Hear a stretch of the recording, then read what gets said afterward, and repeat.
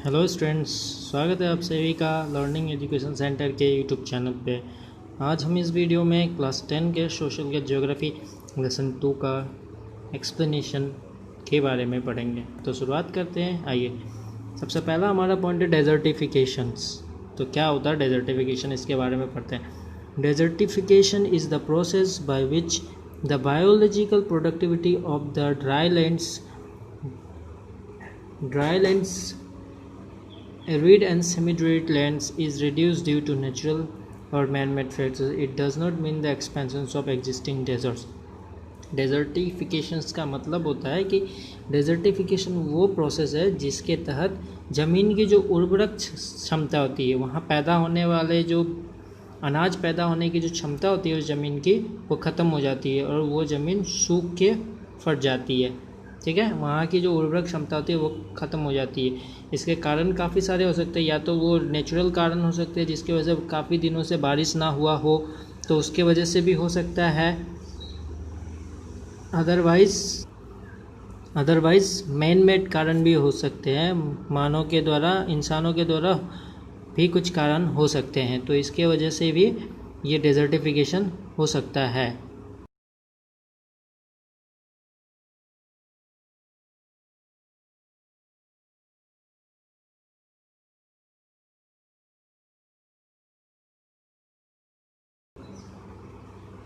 यहाँ आप देख सकते हैं, ये है डेजर्टिफिकेशंस का इमेज। ऐसा होता है डेजर्टिफिकेशन। शायद इसमें कुछ क्लियर ना हो वीडियोस में, लेकिन ये आप अगर गूगल पे सर्च करेंगे तो डेजर्टिफिकेशन इमेज वो आपको क्लियर रूप से मिल जाएगा।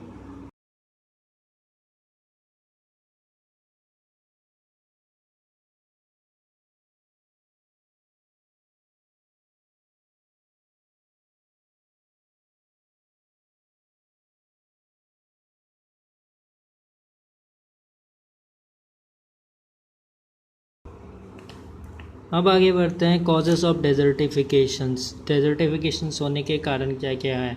तो इसके बेसिकली दो कारण है, मैन मेड कारण है और नेचुरल कारण है। तो मैन मेड कारण क्या है? एक है over grazing. It reduces the usefulness, productivity and biodiversity of the land. India lost 31% of grassland between 2005 to 2015। Over grazing मतलब जो ज़मीन की सतह के ऊपर जो घासें होती है उनका ख़त्म हो जाना, बिल्कुल से जो घास या जंगल, छोटे छोटे पौधे होते हैं उनका ख़त्म हो जाना, ये इंसानों के द्वारा किया जाता है। दूसरा है डिफॉरेस्टेशन। तो डिफॉरेस्टेशन से समझ में आता है कि पेड़ों की कटाई लगातार हो रही है। पेड़ों की कटाई की वजह से एटमॉस्फेयर में कार्बन डाइऑक्साइड फैल जाता है, जिसकी वजह से ग्रीन हाउस गैसेस बढ़ जाते हैं और उसका इफेक्ट डेजर्टिफिकेशन पे देखने को हमें मिलता है। दूसरा आता है फार्मिंग प्रैक्टिस। फार्मिंग प्रैक्टिस में बोला slash and burn agriculture exposure state to soil erosion, hazardous habit drill and over irrigation disturbs mineral composition of the soil. खेती करने के बाद जो उसके फसलों को काटा जाता है और उसी को उस खेत में जब जला दिया जाता है तो वो बहुत ही नुकसानदायक होता है उस ज़मीन के लिए, जिसके वजह से डेजर्टिफिकेशंस का कारण हो सकता है। डेजर्टिफिकेशन का ये भी एक कारण होता है।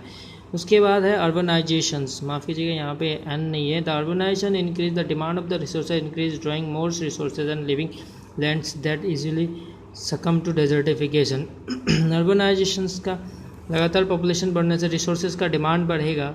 अगर पॉपुलेशन बढ़ रहे तो रिसोर्सेज का डिमांड बढ़ेगा, तो हम उन जगह से भी रिसोर्सेज को कट करेंगे जहाँ से कट नहीं करना चाहिए, और वो ज़मीनें छोड़ेंगे, जिसकी वजह से डेजर्टिफिकेशन के चांसेस बन सकते हैं। फिर अगला है क्लाइमेट चेंजेस।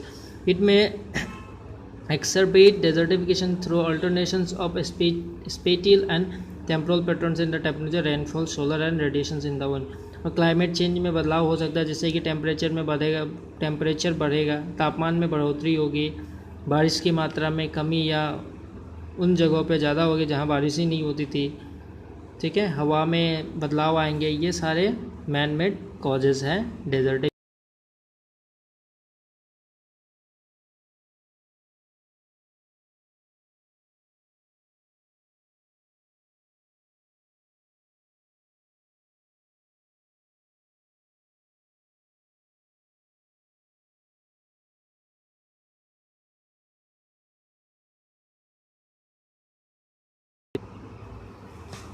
अब इसके नेचुरल कॉजेज के बारे में हम पढ़ेंगे कि नेचुरल कॉजेज क्या है, प्राकृतिक कारण क्या क्या है। तो नेचुरल कॉजेज़ में पहले जैसे ही हमारा ये पॉइंट आता है नेचुरल डिजास्टर, जिसका कहना है, जिसका मतलब क्या है कि natural disaster like floods, droughts, landslide result into water erosions, displacements of the fertile soil.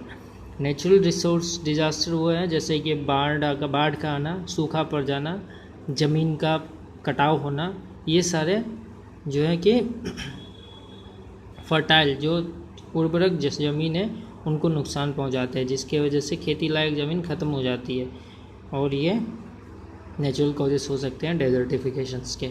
दूसरा है water erosions, it results into badland topography which itself is an initial stage of डेजर्टिफिकेशंस।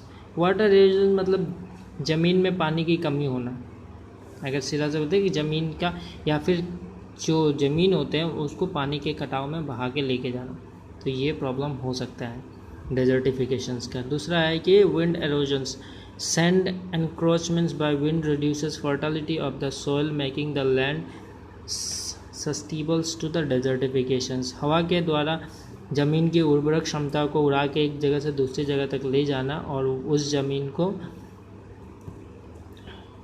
ज़मीन की उर्वरक क्षमता को कम कर देना, ये डेजर्टिफिकेशंस का एक अन्य कारण हो सकता है जो कि नेचुरल कारण है।